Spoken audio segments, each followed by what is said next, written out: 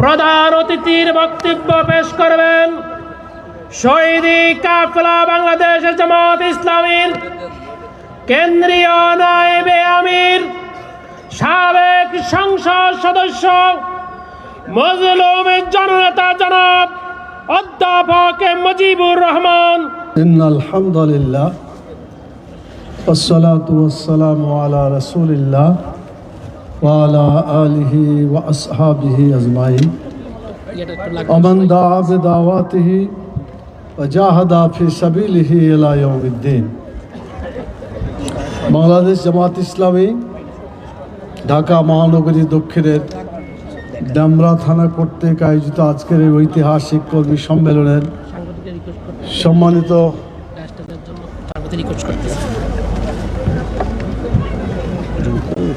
এত পরে কি করবে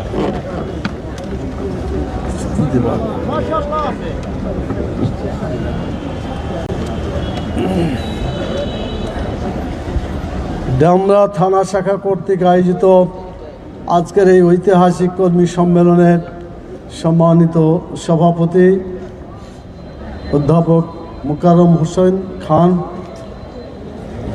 মঞ্চে উপস্থিত আছেন বাংলাদেশ জামাত ইসলামী ঢাকা মহানগরী দক্ষিণের সংগ্রামী আমির, বাংলাদেশ ইসলামী ছাত্র শিবিরের প্রাক্তন কেন্দ্রীয় সভাপতি, অন্যান্য ঢাকা মহানগরী নেতৃবৃন্দ এবং ডামরা থানা নেতৃবৃন্দ, সংগ্রামী ভাই ও বন্ধুগণ, সাংবাদিক বন্ধুগণ, এই আওয়াজ যাদের কানে পৌঁছছে সেই সমস্ত উপস্থিত অনুপস্থিত ভাই ও বোনেরা, আসসালামু আলাইকুম ওয়া রাহমাতুল্লাহি ওয়া বারাকাতুহু। আপনারা সবাই ভালো আছেন? আমরা যাতে দুনিয়াতেও ভালো থাকতে পারি এবং আর একটা জগৎ আছে সেখানেও যাতে ভালো থাকতে পারে। আমাদের দৃষ্টি 60 বছরের দৃষ্টি নয়, আমাদের দৃষ্টি হচ্ছে কোটি কোটি বছরের দৃষ্টি, যার শুরু আছে শেষ নাই। বাংলাদেশে একটি দলই কাজটা করছে, যারা দুনিয়ার কল্যাণের সাথে সাথে আখিরাতের কল্যাণ নিয়ে আন্দোলন সংগ্রাম করে যাচ্ছে। আমি আপনাদের বিবেচনার জন্য বলবো, মানুষের 30-32 বছর জীবন লেখাপড়া শিখতে চাকরি পেতে পেতেই চলে যায়, আর বাকি 30 বছর তারা কিছু রোজগার করে এবং ভালোভাবে খেয়ে পড়ার জন্য সংগ্রাম করে। তা আমরা যদি আমাদের গোটা জীবনটাকে 30 বছরের কল্যাণের জন্য নিবেদিত করি, তাহলে কোটি কোটি বছর যেখানে থাকতে হবে তার জন্য আমাদের কিছু করতে হবে না? এটাই আমাদের চিন্তা। আমার এই চিন্তার সাথে কি আপনারা একমত? যদি এই চিন্তার সাথে একমত হন, তাহলে বাংলাদেশ জামাত ইসলামীকে আপনারা চিনতে পারবেন এবং বাংলাদেশ জামাত ইসলামী যে কাজ করছে এই কাজের সাথে আপনি হৃদয় দিয়ে আপনার জীবনের সবটুকু শক্তি খরচ করে এই আন্দোলনের সাথে, সংগঠনের সাথে কাজ করতে পারবেন ইনশাআল্লাহ। প্রিয় ভাইরা, আল্লাহ তাআলা বলে দিয়েছেন, কুনতুম খায়রা উম্মাতিন উখরিজাত লিন-নাস তা'মুরুনা বিল মারুফ ওয়া তানহাউনা আনিল মুনকার। তোমরাই শ্রেষ্ঠ জাতি। মানুষের মধ্য থেকে বেছে বের করা হয়েছে তোমাদেরকে, মানুষের মধ্য থেকে তোমাদেরকে বেছে বের করা হয়েছে। তোমরাই উত্তম জাতি। তোমরা মানুষকে কল্যাণের দিকে ডাকবে, ন্যায়ের পক্ষে, অন্যায়ের বিরুদ্ধে তোমরা কাজ করে যাবে। বাংলাদেশ জামাত ইসলামী এই আল্লাহর বক্তব্যকে সামনে রেখেই কাজ শুরু করেছে। আমাদের কাজ হলো মানুষকে দুনিয়ায় কল্যাণ দিতে হবে, আখিরাতেও কল্যাণ দেওয়ার ব্যাপারে তাদের কাজ কাম সেভাবেই পরিচালনা করতে হবে। তো বাংলাদেশে যতগুলো রাজনৈতিক দল আছে বেশিরভাগই তারা এই 30 বছরের জন্য লাফালাফি করে। 30 বছরে কিভাবে খাবে দাবে চলবে, কিভাবে ক্ষমতায় যাবে থাকবে ইত্যাদি, এটি চিন্তা। কিন্তু কোটি কোটি বছরের কল্যাণের জন্য কোনো দল চিন্তা করছে না। যদি কেউ করে থাকে তাদেরকে আমরা অভিনন্দন জানাই। এবং আজকে আমার এই বক্তব্য শুনে অন্যান্য দল যদি মানুষের আখিরাতের জীবনকে কল্যাণকর করার জন্য এইভাবে এগিয়ে যায়, যেভাবে নবী রাসূলগণ এগিয়েছেন, সাহাবায়ে কেরাম এগিয়েছেন, সেভাবে যদি এগিয়ে আসে আমরা তাদেরকে ধন্যবাদ জানাবো, তাদেরকে আমরা অভিনন্দন জানাবো। সম্মানিত ভাই এবং বন্ধুগণ, 1971 সালটা আপনাদের ভালো মনে আছে। এই 71-এর তকমা লাগিয়েই আমাদেরকে 54 বছর ধরে শোষণ করেছে বাংলাদেশ আওয়ামী লীগ। তারা কি বলল? তখনও বৈষম্য ছিল, পূর্ব পাকিস্তান পশ্চিম পাকিস্তান, এই বৈষম্য যাতে না থাকে তার জন্য আন্দোলন করেছিল। তারা বলেছিল আমার ভোট আমি দিব, যাকে ইচ্ছা তাকে দিব। এবং তারা বলছো যে ভোটের অধিকারের সাথে সাথে ভাতের অধিকারও আমরা প্রতিষ্ঠা করব। 71 সালে যে আন্দোলন করা হলো, তারপর পরে আপনি চিন্তা করে দেখেন এই 3টা জিনিস তারা যেটা দিতে চেয়েছিল কি অবস্থা হয়েছে। 74-এর দিকে দেখবেন মানে একটা মন্বন্তর, একটা দুর্ভিক্ষ দেখা দিয়েছে। মানুষ খেতে পায় নাই, বরং বমি খেয়ে জীবনযাপন করেছে, এই ইতিহাস পত্রিকার পাতায় লেখা আছে। এটা তো হল একটা দিক। গণতন্ত্রের কথা যিনি বলেছিলেন, যে দল বলেছিল এবং যারা বলেছিল, তারা সব দলকে বাতিল করে বাকশাল করে। তাহলে যদি সব দলকে বাতিল করে তাহলে কি তার আর গণতন্ত্র থাকে? এটা হয়ে গেল স্বৈরতন্ত্র। তাহলে স্বৈরতন্ত্র দিয়েই তার যাত্রা শুরু করেছে। তাহলে ওয়াদার সাথে বিশ্বাসঘাতকতা করা হলো নাম্বার 1, সকল দলকে নিষিদ্ধ করে দিয়ে শুধুমাত্র বাকশাল নামক দল রাখার কারণে এটা একটা বিশ্বাসঘাতকতা তারা করেছে। 2 নম্বর বিশ্বাসঘাতকতা করছে এইটা যে তারা আমাদের দেশের সম্পদকে নিয়ে দেশের জনগণকে খাওয়াবে, কিন্তু আমরা দেখেছি বাংলাদেশের সম্পদকে ভারতে পাচার করে দেওয়া হয়েছিল। আপনাদের মনে আছে কিনা, মেজর জলিলের লেখা বই যদি আপনারা পড়ে থাকেন, অথবা যারা ইতিহাসের ছাত্র তারা দেখবেন বাংলাদেশের সোনালী আঁশ পাট ধ্বংস করা হয়েছে। এই পাটের নাম ছিল সোনালী আঁশ, কিন্তু এটাকে এমনভাবে ধ্বংস করা হলো যার ফলে শেষ পর্যন্ত নাম হলো যে সোনালী আঁশ নয়, এটা হলো কৃষকের গলার ফাঁসে পরিণত হয়েছে। এই কাজটা তারা করেছিল। এবং তারা গণতন্ত্রের জন্য যে আন্দোলন করে নিজের ভোট নিজে দিব বলছে, সেই কথাটা তারা কথা রাখে নাই। বরং তারা যে সিস্টেম করলো সেটা হলো যে আমার ভোট আমি দিব, তোমারটাও আমি দিব। বলেন ঠিক কথা কিনা? বৃদ্ধ লোক, পুরুষ, মহিলা, ছাত্র যারা প্রথম ভোট দিতে গিয়েছে বড় আশা করে, তখন বলছে, বৃদ্ধ বলছে, চাচা আশা দরকার নাই, ভোট আপনার হয়ে গেছে। মহিলা আসছে যে চাচি আপনার আসার দরকার নাই, ভোট আমরা দিয়ে দিয়েছি আপনার।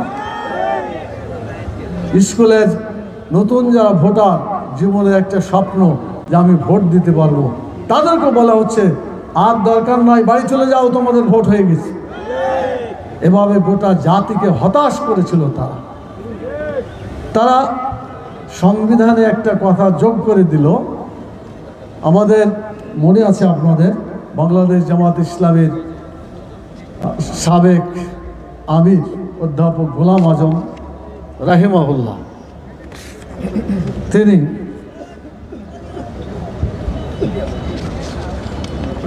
তিনি দুটি কথা বলেছিলেন। একটি বলেছিলেন, বাংলাদেশে যদি গণতন্ত্র রাখতে হয় তো ভোট যারা পরিচালনা করবে তাদেরকে নিরপেক্ষ হতে হবে। সেই ফর্মুলা দিয়েছিলেন তিনি কেয়ারটেকার সরকার প্রতিষ্ঠার ব্যাপারে। এটা আল্লাহর মেহেরবানি, প্রথম দিকে সবাই মেনে নিল এবং সংবিধানে অন্তর্ভুক্ত হলো। কিন্তু পতিত স্বৈরাচার যখন তার জনসমর্থন হারাতে লাগলো, তখন বলল যে এইভাবে চললে তো আমরা থাকতে পারবো না ক্ষমতায়, অতএব এটাকে বাদ দাও, এখন সংবিধানে লিখে দাও যে দলীয় সরকারের অধীনে নির্বাচন হবে। এটা করে নাই তারা? তো দলীয় সরকারের অধীনে নির্বাচন হলে এটা কি নিরপেক্ষ হবে? কিছুতেই হবে। তো এটা তিনি বলেছিলেন, কিন্তু তারা বাদ দিয়ে দিল। দলীয় সরকারের অধীনে এই নির্বাচন করতে গিয়ে বহু মানুষকে তারা বিভিন্নভাবে অত্যাচার, নির্যাতন, জুলুম, নিষ্পেষণ, জেলখানা থেকে শুরু করে আয়না ঘর, এমন কোনো জিনিস বাদ নাই যেখানে তাদের উপর জুলুম অত্যাচার করা হয় না। ওলামায়ে কেরামকেও তারা বিভিন্নভাবে অত্যাচার, নির্যাতন করেছে। কারণ ওলামায়ে কেরাম আল্লাহর আইন প্রতিষ্ঠার জন্য তারা আওয়াজ তুলেছিল। আল্লাহর আইনটাই হচ্ছে সত্যিকারভাবে মানুষের কল্যাণকর আইন।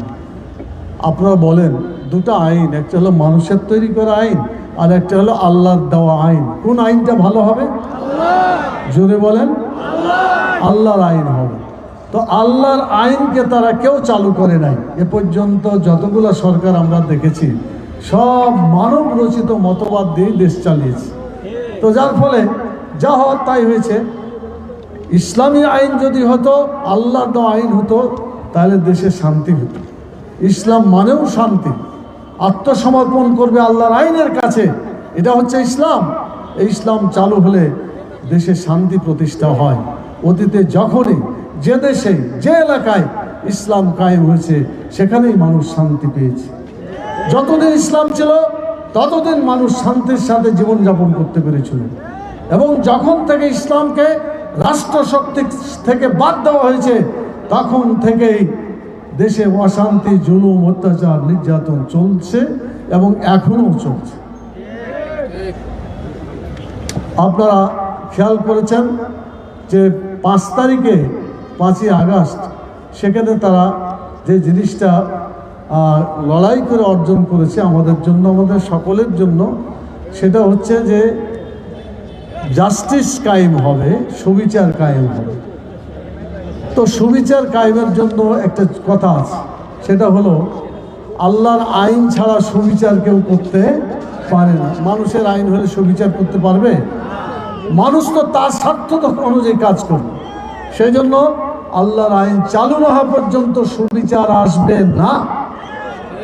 উই ওয়ান্ট জাস্টিস যত স্লোগানে দেওয়া হোক, কৃষক, শ্রমিক, ছাত্র জনতাকে আজকে বুঝতে হবে, মানব রচিত মতবাদ দিয়ে কখনো জাস্টিস প্রতিষ্ঠা হয়নি, হচ্ছে না, হবে না।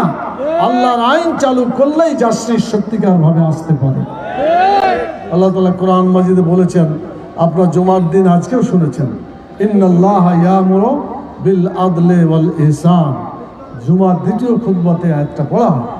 নিশ্চয় আল্লাহ হুকুম দিচ্ছেন, তোমরা সত্যিকারভাবে আল্লাহর হুকুম যদি চালু করো, তাহলে মানুষ সুবিচার পায়। সুবিচার প্রতিষ্ঠা করা, জাস্টিস প্রতিষ্ঠা করা একমাত্র আল্লাহর আইনেই সম্ভব। অন্য কোনো আইনে জাস্টিস বা সুবিচার প্রতিষ্ঠা করা সম্ভব নয়, এটা অসম্ভব ব্যাপার। সেজন্য আজকে কোরআনের এই আওয়াজ টেকনাফ থেকে তেঁতুলিয়া পর্যন্ত আপনাদেরকে উঠাতে হবে। আপনারা কি সেই আওয়াজ তুলতে রাজি আছেন? মানুষের আইন আর নয়, মানব রচিত মতবাদ আর বাংলাদেশে চলতে দেওয়া যাবে না, যাবে না, যাবে না। যদি আমরা কল্যাণ পেতে চাই, সুবিচার পেতে চাই, জাস্টিস পেতে চাই, মানব রচিত মতবাদকে বাদ দিয়ে শুধুমাত্র কেবলমাত্র আল্লাহর বিধান, রাসূল সাল্লাল্লাহু আলাইহি ওয়াসাল্লামের আদর্শকে বাংলাদেশে চালু করতে হবে এবং বাংলাদেশের সংবিধানে কোরআন সুন্নাহর আইনকে অন্তর্ভুক্ত করতে হবে। জাতীয় সংসদে গেলেই কিন্তু সমস্ত জায়গায় আইন চলে যায়। যারা জাতীয় সংসদে পাশ করে তাদের আইনই তো দেশে চালু হয়। যদি ইসলামী শক্তি, ইসলামী দল, যারা ইসলাম চায়, কোরআন হাদিসের আইন চায়, এরকম ব্যক্তিকে যদি জাতীয় সংসদে পাঠানো যায়, অবশ্যই বাংলাদেশে ইসলামী আইন চালু হবে ইনশাআল্লাহ। আমরা এই স্বপ্ন দেখছি, এই স্বপ্নের জন্য আপনাদেরকে প্রস্তুত করতে চাই। জীবন দিয়ে হলেও আল্লাহর আইনের জন্য লড়াই করতে হবে। আপনারা বিশ্বাস করেন, দুনিয়াতে আছে, আমাদের মরতে হবে, কি মরতে হবে না? যদি মানুষ এমনি মরে অনেক কষ্ট, কিন্তু যদি শহীদ হয়ে মরে, আল্লাহর আইনের জন্য মরে, তাহলে আল্লাহ তাআলা বলেছেন যে আল্লাহ তাআলা তাদেরকে বিনা হিসেবে জান্নাতে পাঠাবেন। রাসূল সাল্লাল্লাহু আলাইহি সাল্লামের হাদিসে তাই পাওয়া যায়। অতএব বাংলাদেশে কোরআনের আইনের জন্য যদি বুকের তাজা রক্ত দিতে হয়, বাংলাদেশের টেকনাফ থেকে তেঁতুলিয়া পর্যন্ত মানুষের মুখে যদি হাসি ফোটাতে হয়, তাহলে বাংলাদেশের জাতীয় সংসদে কোরআনের আইনকে বিজয়ী করতে হবে। এই বিজয়ী করার জন্য আপনাদেরকে প্রয়োজন হলে বুকের তাজা রক্ত দিয়ে শহীদের মাধ্যমে এই কাজ করতে হবে। আপনারা কি রাজি আছেন?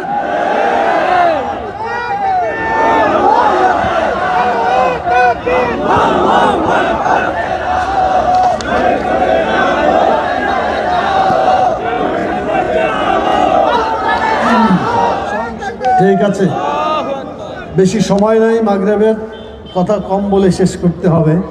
আমি আপনাদের বলতে চাই, এই কথাগুলো যেগুলো আমি বললাম কোরআন হাদিসে আছে না নাই?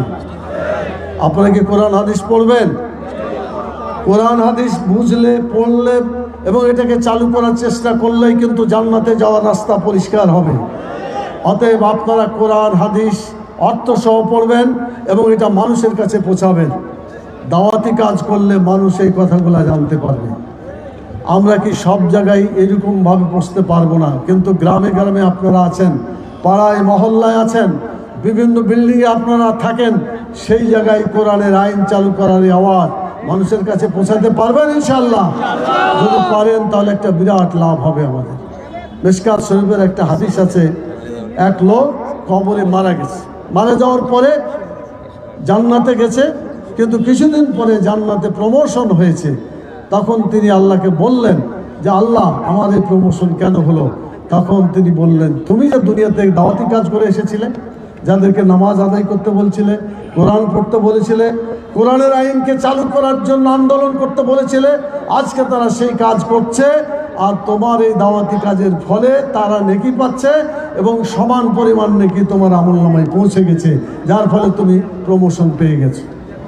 আলহামদুলিল্লাহ। অতএব আপনাকে আগামী দিনে আল্লাহর দিনকে বিজয়ী করার জন্য আপনার ভাই বোন, পরিবার, এলাকার জনসাধারণ, কৃষক, শ্রমিক, ছাত্র জনতা সকলের কাছে দাওয়াত পৌঁছাতে রাজি আছেন ইনশাআল্লাহ?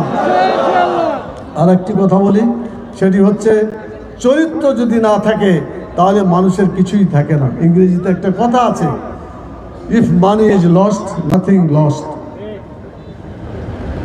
If character is lost, everything is lost. এখন আপনারা বলেন, আমাদের চরিত্রগুলো ভালো করতে হবে না হবে না? ইসলামী ছাত্র শিবির যারা করে, এই ছেলেগুলা কি খারাপ না ভালো? বিড়ি খায়, চুরি করে, মদ খায়, কোনো মেয়ের পিছে ঘুরে বেড়ায়? তাহলে ভালো ছেলে হতে হলে শিবিরে যোগদান করতে হবে। আপনার ছেলেকে শিবিরে দিতে হবে। আপনার ভাই, তাদেরকে যারা লেখাপড়া করে তাদেরকে শিবিরে দিতে হবে। লেখাপড়ার পাশাপাশি কোরআন হাদিস শিখিয়ে তাদের চরিত্র ভালো করে দেবে। একই কাজ বাংলাদেশ জামাত ইসলামী করছে, বাংলাদেশ শ্রমিক কল্যাণ ফেডারেশন করছে, ইসলামী ছাত্রী সংস্থা করছে। পুরুষ মহিলা সকলে মিলে বাংলাদেশে ইসলামকে কায়েম করার জন্য সামগ্রিকভাবে চেষ্টা করা হচ্ছে। এই কাজগুলো করার জন্য আপনার বাড়িতে শ্রমিকও আছে, আপনার বাড়িতে ছাত্র আছে, আপনার বাড়িতে ছাত্রীও আছে। অতএব আগামী দিনে কোরআন এবং সুন্নাহর আইনকে বিজয়ী করার জন্য আমাদের সকলের পরিবারের সদস্যদেরকে ইসলামের জন্য কাজ করার জন্য চেষ্টা করতে হবে। আপনারা কি রাজি আছেন ইনশাআল্লাহ? আমাদের সকল সদস্যকে তাদেরকে ইসলামের পথে আনতে হবে, ইসলামের কাজে জড়িত করতে হবে। আমি শেষ কথা বলে আপনাদেরকে বিদায় হতে চাই, সেটি হলো, প্রিয় ভাইয়েরা, যে কোনো সময় আমরা আল্লাহর কাছে ফিরে যাব। তো আল্লাহর কাছে ফিরে গেলে আল্লাহ তো অনেক প্রশ্ন করবে, তার মধ্যে দু তিনটা তো আপনাদের জানাই আছে। ওমা দিনুকা, তোমার দিন কি ছিল, জীবন বিধান কি ছিল, এ কথাটা তিনি জিজ্ঞেস করবেন ফেরেশতার মাধ্যমে। তো আমাদের দিন কি, জোরে বলেন তো, আরো জোরে বলেন। আমাদের দিন কি? অতএব ইসলাম যতদিন পর্যন্ত আমার চরিত্রে, আমাদের সকল জায়গায় যতদিন এটা কায়েম না হচ্ছে, ততদিন পর্যন্ত আমরা ভালো মানুষ হতে পারবো না। শিক্ষা ব্যবস্থায় যদি কোরআন হাদিস জড়িত থাকতো সিলেবাসে, বলেন তো কোরআন হাদিস আমরা শিখতে পারতাম না? আমাদের দেশে এই পচা শিক্ষা ব্যবস্থাকে বাদ দিয়ে ইসলামী শিক্ষা ব্যবস্থা যদি আনতে পারি, ছাত্ররাও ভালোভাবে কোরআন হাদিস শিখতে পারবে। সম্মানিত ভাই বন্ধুগণ, আপনাদেরকে অসংখ্য ধন্যবাদ জানাই। আল্লাহ তাআলা যে কয়দিন আমাদের বাঁচিয়ে রাখছে, আমরা ইসলামের সাথে আছি, ইসলামের সাথে থাকব, ইসলাম কায়েম করার জন্য প্রতিটি মুহূর্ত আমরা ব্যয় করব ইনশাআল্লাহ। সেই আশাবাদ ব্যক্ত করে আপনাদেরকে অসংখ্য ধন্যবাদ জানিয়ে এই বর্তমান সরকারকে সুন্দর একটা নির্বাচন উপহার দেওয়ার জন্য এখন থেকে চেষ্টা করুন, সংস্কার করুন এবং কাজ করুন। এই কথা বলে এই কথা শেষ করছি। সুবহানাকাল্লাহুম্মা ওয়া বিহামদিকা আশহাদু আল্লা ইলাহা ইল্লা আনতা আস্তাগফিরুকা ওয়া আতুবু ইলাইক।